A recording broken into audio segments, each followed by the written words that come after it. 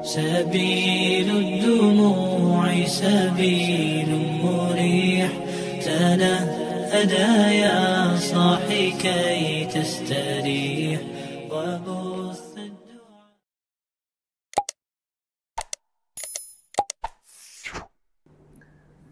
السلام عليكم ورحمة الله وبركاته.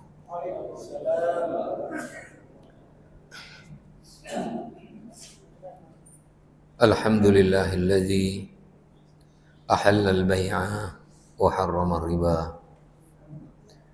والصلاة والسلام على النبي المصطفى الذي لا ينطق عن الهوى إن هو إلا وحي يوحى، وعلى آله وأصحابه أهل النهى ومن تبعهم بإحسان إلى يوم الدين.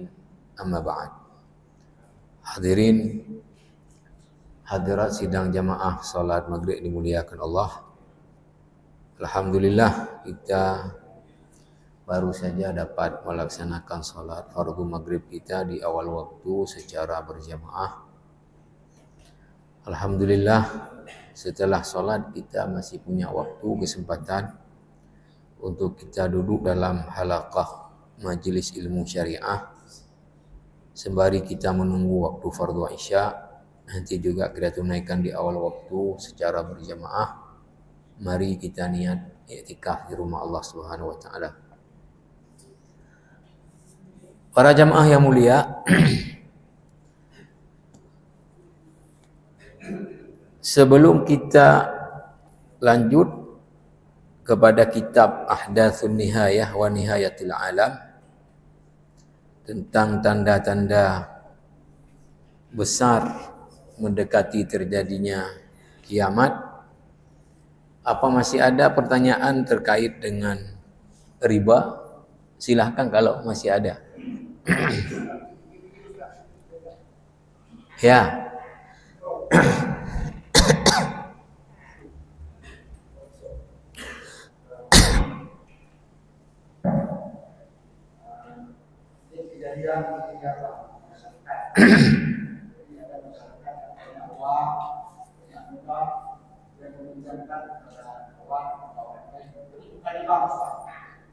Pribadi tidak ambil lebih di riba. Ditanyakan saya, gimana caranya solusinya supaya tidak riba juga? Gimana caranya meningkatkan uang di dalam konteks jual beli? Itu solusinya saja Ustaz. Ini pribadi kenapa? Tidak Ustaz. Ya, pertama ingin kita pertegas bahwa kalau yang dilakukan adalah akad hutang pihutang, ya, yang dalam bahasa Indonesia digunakan juga istilah pinjam meminjam. Walaupun dalam bahasa Arab akan berbeda dia. Pinjam meminjam. Kalau pinjam itu bahasa Arabnya akadnya adalah al-ariyah. Artinya ini saya punya mobil. Saya pinjamkan Anda pakai pergi ngantar linto. Nah, artinya saya beri manfaat penggunaan mobil saya untuk antar linto gratis. Itu bahasa Arab namanya meminjam. Namanya minjam pakai. Jadi kalau akadnya adalah qarat, menghutangkan sesuatu ke pihak lain, itu tidak mesti lembaga keuangan, siapapun, apakah individu ke individu, asal akadnya adalah menghutangkan sesuatu kepada orang lain, maka tidak boleh disyaratkan pengembaliannya lebih. Setiap disyaratkan pengembaliannya lebih adalah riba. Ya, walaupun individu ke individu. Saya ini utangkan uang ke seseorang karena dia mendesak. Misalnya perlu bayar SPP anaknya. Bulan depan dia ada gaji, akan dia bayar. Saya kasih 5 juta, tapi saya syaratkan baliknya nanti karena udah sebulan jangkanya 5.500.000. 500 itu riba. Pokoknya tidak boleh disyaratkan pengembalian lebih 1 sen pun. Setiap lebih adalah riba. Kedua, tidak boleh apabila jatuh tempo tadi tidak mampu dibayar, diperpanjang tapi dikenakan tambahan bayar.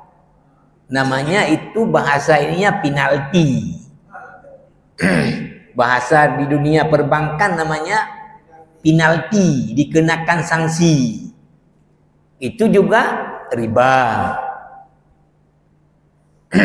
Yang ketiga, tidak boleh disyaratkan waktu akad, ya, sesuatu dengan syarat itu mendatangkan keuntungan bagi pemberi hutang dari si yang berhutang. Memang enggak disyaratkan lebih. Kalau jatuh tempo tidak dikenakan sanksi, tapi ada syarat yang mendatangkan keuntungan. Oke, kamu mendesakkan SPP anak kamu. Saya hutangkan 5 juta, tapi kamu kan tukang bangunan. Tolong plaster rumah saya 2 hari. Riba. Karena apa? Mensyaratkan ada keuntungan. Karena akad hutang dalam Islam itu murni mengharapkan pahala dari Allah. Dan dia murni akadnya adalah tabarruk, menolong orang yang susah. Kayak mana kita yang memberi tolong ini takut nanti tidak kembali, dibolehkan meminta jaminan. Atau orang yang menjamin. Oke. Bapak tanya tadi, kami tidak mau juga tadi orang individu ke individu riba. Baguslah. Itu udah sadar berarti. Daripada apa namanya, santai aja. Ya. Ada orang, ini saya putar sikit ke konteks lain ya. Udah pensiun udah berapa lama? Di tempat saya tinggal. Beliau sampaikan ke saya, Ustaz, ilo menyelem bedah malam lagi mayang tahajud tumo tapi ingatnya karak mati baca truk amalah anala lah lang kuburan tengok kribat nyang ke yang muterat berarti iman ran udip. Inilah orang yang seperti ini yang betul. Yang jangan udah umur segitu hana dengar apa? Hantong temu ke daca. Hana terfikir ke amal, yang terfikir tamah lompeng. Nah, itu imannya mati. Jadi kalau orang udah takut kepada riba, itu udah bagus. Ya. Nah, bagaimana solusinya? Tergantung. Ini contoh. Yang paling banyak praktek di kampung, ketika orang yang butuh uang ini untuk berobat keluarga, untuk pesta anaknya, biasa datang ke orang kaya. Lalu kemudian apa jaminannya? Yang dia kasih ke orang kaya sawah. Nyaumong lo. Ya? Nah, yang masalah apa? Sawah itu digarap oleh yang memberi hutang dan hasil diambil untuk dia, riba. Lalu kayak mana biar enggak riba? Nah, masuk lewat akad namanya ijarah, sewa jasa. Apa yang disewakan adalah tanah sawah tadi. Saya perlu uang untuk pesta anak saya. Saya punya sawah. Sawah saya umpama sekali panen rata-rata hasilnya 5 juta. Sekarang dalam setahun karena ada irigasi minimal 2 kali tanamnya dan panennya. Berarti dapat setahun berapa? 10 juta. Berarti saya sewakan ke bapak sawah saya dalam masa 2 tahun 10 juta. Berarti bapak nanti menggarap sawah 2 tahun dapat berapa? 20. Boleh. Jadi ini tidak riba. Orang ini dapat uangnya tadi 10 juta, tapi dia masuk lewat akadnya adalah ijarah, menyewakan tanahnya. Maka selama 2 tahun tanah itu tetap milik dia. Pemanfaatan tanahnya yang akan digunakan oleh orang yang bayar. Jadi si ini membayar sewa tanah sawah. Nah, itu tidak riba. Atau tadi apa solusinya? Si A tadi minta uang tadi penting untuk apa? Misal, ya, saya ini udah dekat puasa, ya, misal ya, udah dekat puasa, sehingga perlu kepada kulkas untuk simpan ya makanan biar nanti tinggal panasin, misal ya, kue-kue enggak ini, tapi enggak ada uang untuk itu. Tapi kalau nanti pelan-pelan dia bisa, maka dia datang ke orang yang mampu tadi, dia bilang, saya penting kali kulkas mau beli, ini mau puasa. Ya, yang harga 3 juta boleh. Ya. Kalau saya pinjam uang dari Anda, artinya hutang 3 juta, akan saya bayar ya pelan-pelan berangsur. Dalam setahun nggak boleh lebih, kalau lebih riba. Lalu kalau mau nggak riba kayak mana? Si ini tadi belikan kulkas oleh dia dulu dengan harga cash 3 juta. Dijual kulkas ini ke si B tadi yang mau. Harganya kredit. Harganya kredit. Dalam masa setahun harus jelas, tapi bayar per bulannya berapa? Jadi harga total 4 juta. Tidak riba. Jadi si yang memberi tadi ini udah dapat untung dia 1 juta. Tapi akad dia bukan menghutangkan uang, menjual kulkas kepada si B secara kredit. Dan kita sudah sebutkan di sini pendapat terkuat dari para ulama hanya minoritas sekali, ya, itu dipelopori oleh Syekh Nasaruddin Al-Albani, bahwa jual beli kredit kalau harga lebih mahal dari cash itu nggak boleh. Tapi pendapat jumhur ulama dan berbagai fatwa dunia, jual beli kredit boleh harga lebih mahal dari cash. Itu kalau mau solusinya. Jadi tergantung masuknya lewat akad apa. Yang penting jangan masuk lewat akad hutang pihutang minta pengembalian lebih. Itu langsung kena riba. Oke. Ada lagi? Ya, Ustaz Wahyu.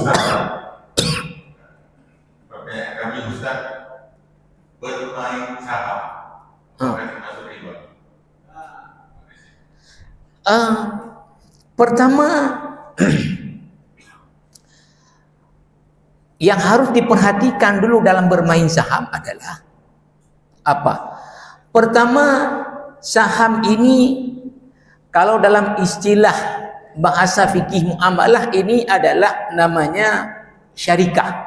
Karena banyak orang berkumpul, mengumpulkan dana. Nanti bergerak di bidang apa, kan? Yang kelolanya adalah siapa? Kalau ini tadi orang yang mengumpulkan dana ini syarikah, lalu dia memberikan modal ke satu badan, ini namanya akadnya nanti mudharabah. Ini pemodal, ini yang menjalankan. Disepakati waktu akad berapa persentase keuntungan dibagi. Ya, mudharabah ini namanya mudharabah atau qirat. Nah, tapi yang harus diperhatikan adalah apa? Pertama, saham ini bergerak di apa? Kalau saham ini bergerak di hal-hal yang haram, maka menjadi haram membeli saham di dalam ikut-ikutan dalam saham itu, karena saham itu bergerak di haram. Umpama modal yang terkumpul dari berbagai orang tadi sebagai saham namanya, lalu itu dipakai misalnya untuk jasa, umpama ya, jasa keuangan yang ribawi.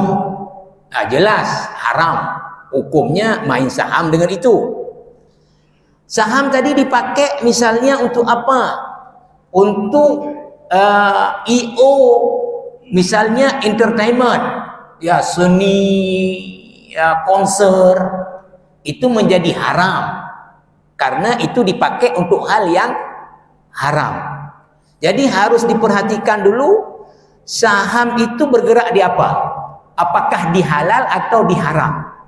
Nah, kalau di halal dan dia jelas tadi akadnya berapa persentase, artinya kita ini sebagai pemodal namanya. Nanti ada pihak satu lagi sebagai yang menjalankan usaha. Nanti modalnya kembali, keuntungan dibagi berapa persen itu sesuai dengan akadnya berapa. Jadinya harus diperhatikan sahamnya bergerak di apa. Kalau di haram nggak boleh. Ya, Ustaz Wahyu tadi. Ustaz, saham ini kan bergaping juga, Ustaz. Dia kan ada fluktuasi turun. Walaupun nanti objek usahanya itu halal, kalau gambling fluktuasi itu apakah juga dibolehkan? Itulah yang saya sendiri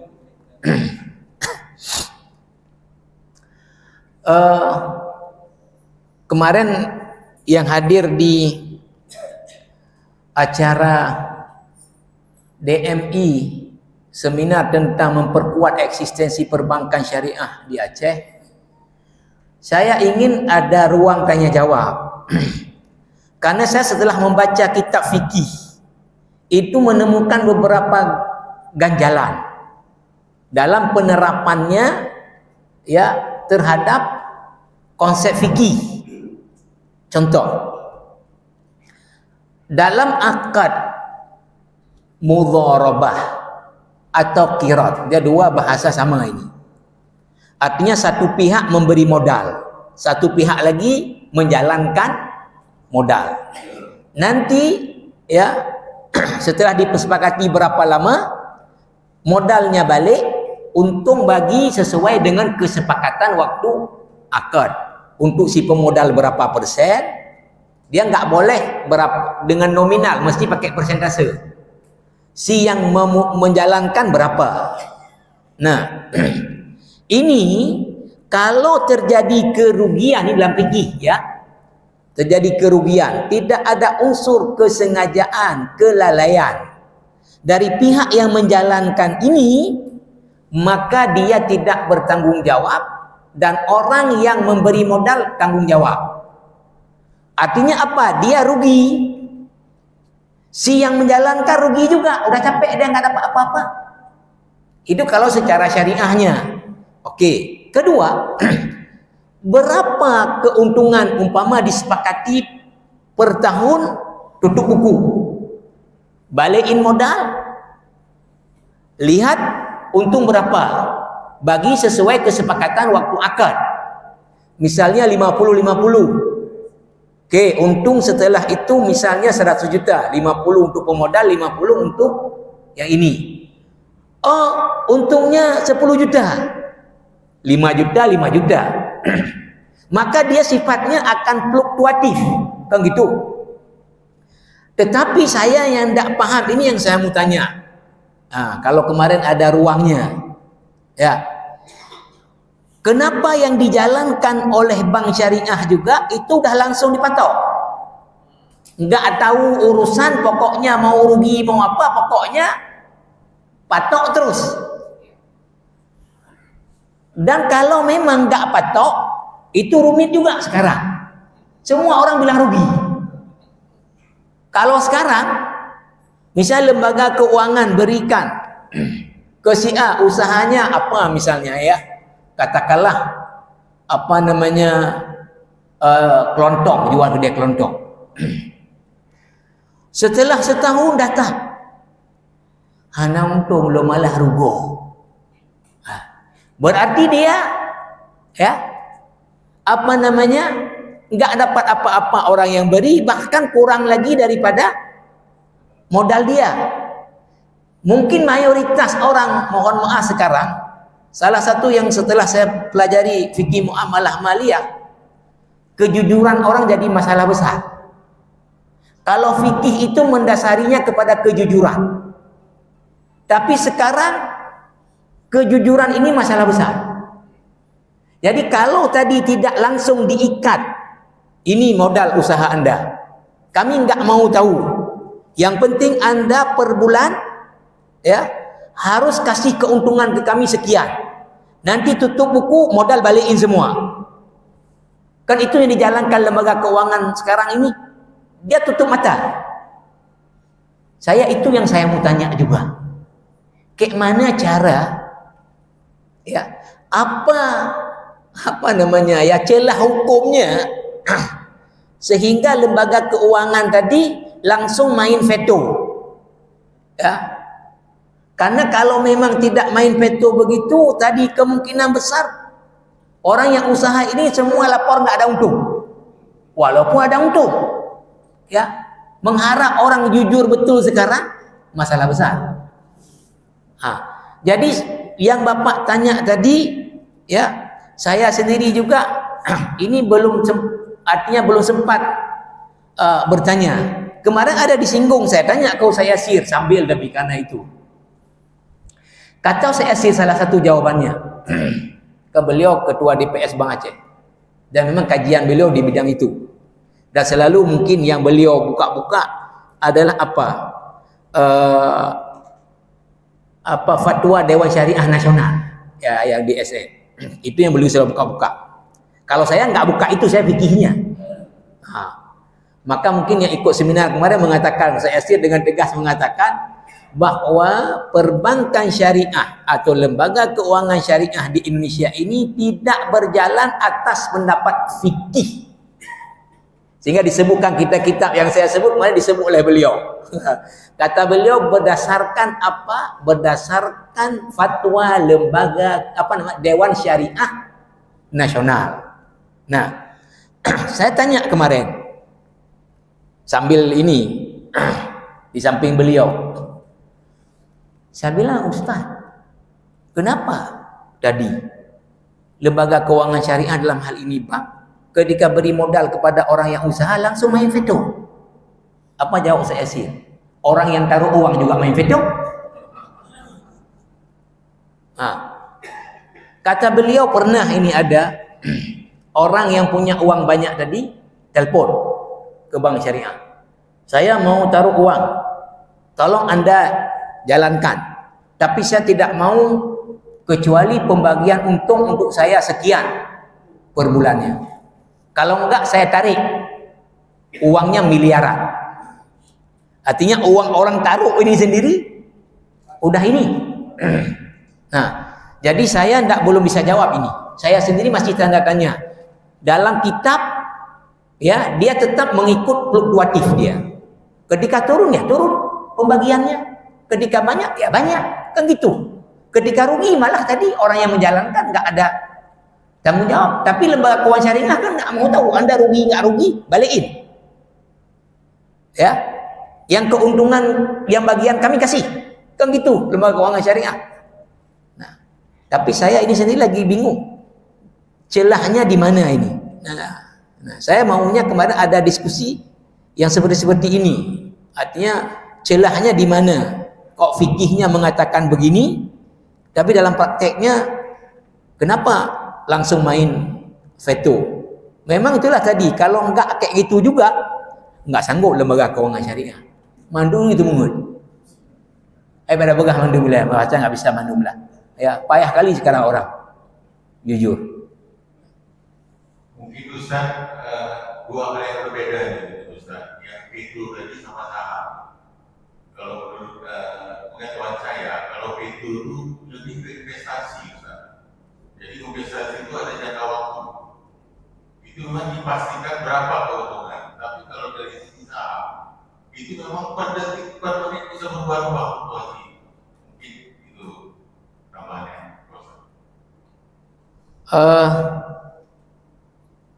Ya, sama tadi saya tidak artinya ya kalau misalnya kalau secara fikih ya kan dia pembagiannya ketika jatuh tempo, bukan yang per hari itu. Kita sebagai pemodal buat akad dengan yang menjalankan modal, temponya berapa lama dia jalankan, itu waktu akad harus jelas.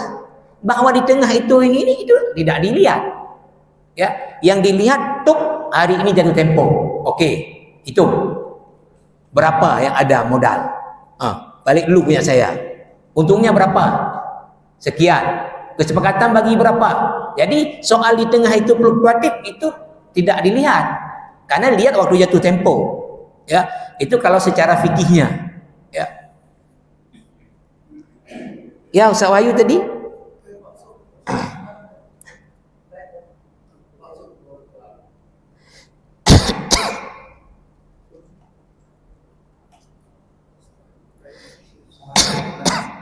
Salam.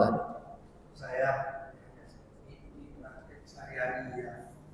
Jadi sekarang kita semua kita kembali pada dasar bahwa riba bisa terjadi karena dua hal, dua riba, dua beli dan pinjam pinjam, Utang piutang. Nah sekarang yang sangat saya tahu yaitu kartu kredit, jual beli, beli dengan kartu kredit. Artinya saya membeli yang tapi tagihannya tetap seperti yang apakah ini jual beli tidak langsung cash dengan kartu kredit ini riba masuk ke kalau kemudian apa ini perbuatannya dalam. Ya, baik. Saya sudah baca di buku Dr. Erwandi Tarmizi, Harta Haram Muamalah Kontemporer. Salah satu yang dibahas juga di bab riba itu adalah terkait dengan kartu kredit. Kalau kartu kredit yang dikeluarkan oleh bank konvensional itu ribanya berlipat. Kalau oleh bank konvensional. Pertama kenapa? Pertama adalah ya si pemegang kartu ya itu ketika dia membeli barang di toko tertentu, maka sesungguhnya toko itu dibayar oleh bank kepada toko itu ya. Artinya si bank menghutangkan uang kepada si pemegang kartu ya. Yang bank konvensional sudah pasti kalau terjadi keterlambatan membayar kartu kredit kena penalti. Artinya kena denda atas pengembalian utang. Ya. Nah, Karena apa? Ya, karena tadi ya katakanlah bank konvensional ini ya tidak, misalnya katakanlah barang yang dibeli dulu oleh bank buat akad kemudian dengan orang ini umpama bayar berangsur ya. Jadi kalau ya bank konvensional mengeluarkan kartu kredit, nah ini terjadi riba karena bank itu sudah pasti mengenakan penalti kalau keterlambatan dalam pembayaran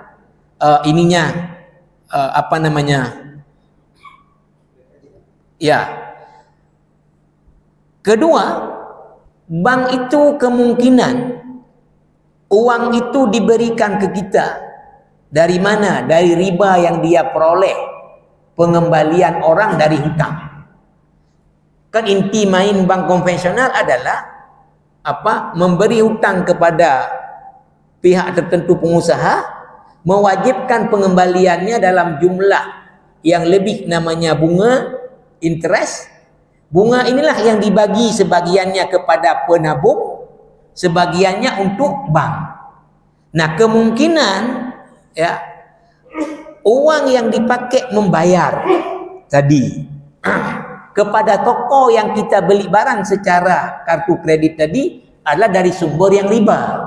Nah, tetapi kalau seandainya yang dikeluarkan oleh ya lembaga keuangan syariah ada kartu kredit, yang saya sudah tanya BSI ada katanya Hasanah Card ya. Tapi saya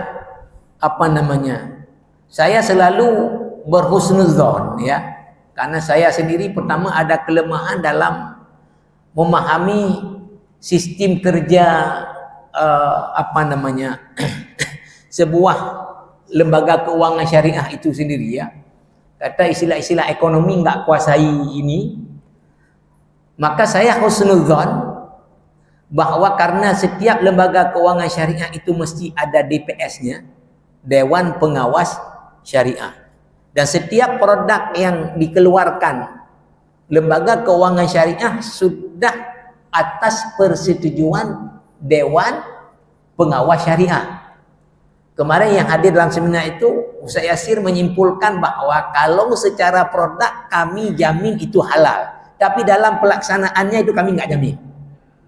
Artinya kadang-kadang ada masalah di orang bank sendiri ya dalam ininya katanya kan. Nah, kalau yang dikeluarkan oleh lembaga keuangan syariah bentuk juga kartu kredit, saya belum tanya kayak mana mekanismenya. Kemungkinan, ini kemungkinan, artinya kalau kita lihat tinjauan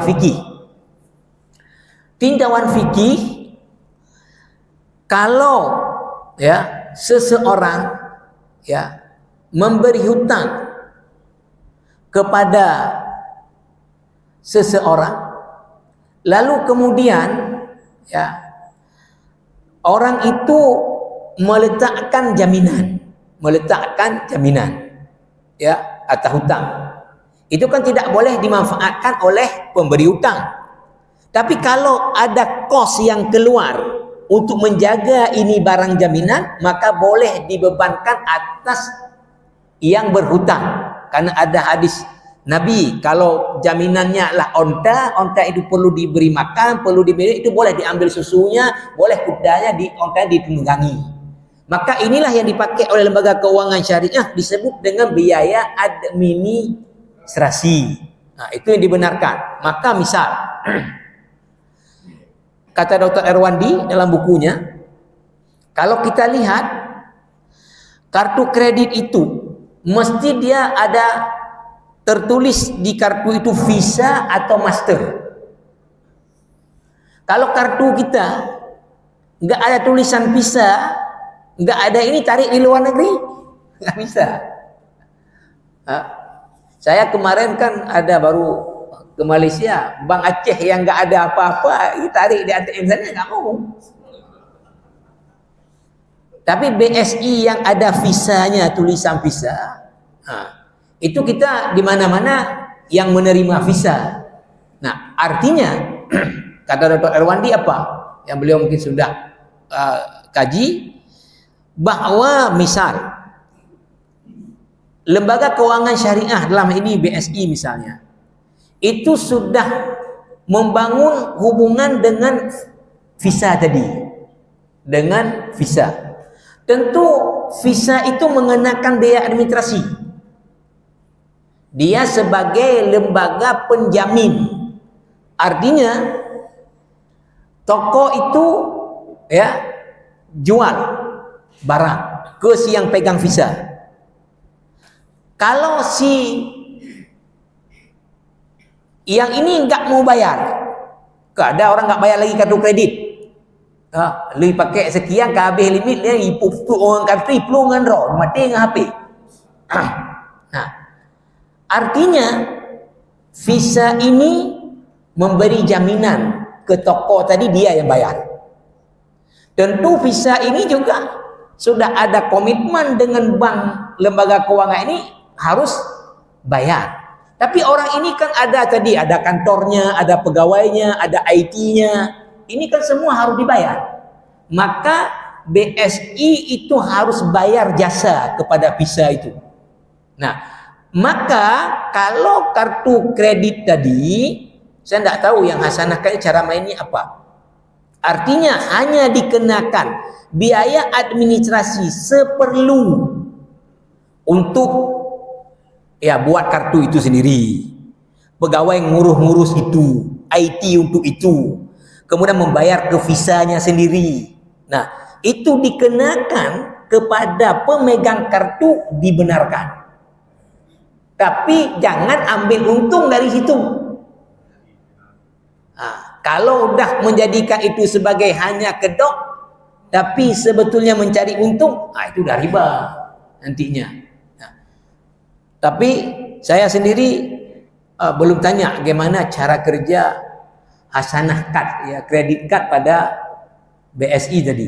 Tapi kalau yang punya bank konvensional itu dijelaskan oleh Dr. Erwandi Tarmizi dalam bukunya itu banyak sekali masalah. Ya, tadi udah jelas pertama kalau terlambatan bayar dipenalti sama dia, dikenakan denda. Kedua, kemungkinan tadi sumber dananya bisa juga dari uang riba, diutangkan kepada kita. Ya. Sedangkan dengan bank konvensional saja, ya para ulama mengatakan, ya menyimpan uang saja di situ nggak boleh. Kecuali sudah emergensi, misalnya kerja di luar negeri, itu pun ketika masuk tarik terus. Ya, biar tidak diputar oleh orang itu dalam kegiatan ribawi, ya. Kalau misalnya nggak sempat juga, umpama misalnya apa tarik sehingga ada bunganya yang diberi, maka bunga itu diambil, jangan dipakai ke dia, lebih maju lagi nanti ribawinya. Tapi kasih ke fakir, miskin atau kegiatan sosial, itu kata Dr. Erwandi. Nah. Jadi kalau yang dikeluarkan bank konvensional kartu kredit jelas, ya itu adalah ribawi. Mungkin juga dibahas yang dekat-dekat dengan ini antara BPJS yang punya pemerintah dengan asuransi kesehatan yang punya lembaga yang dulu masih konvensional, ya.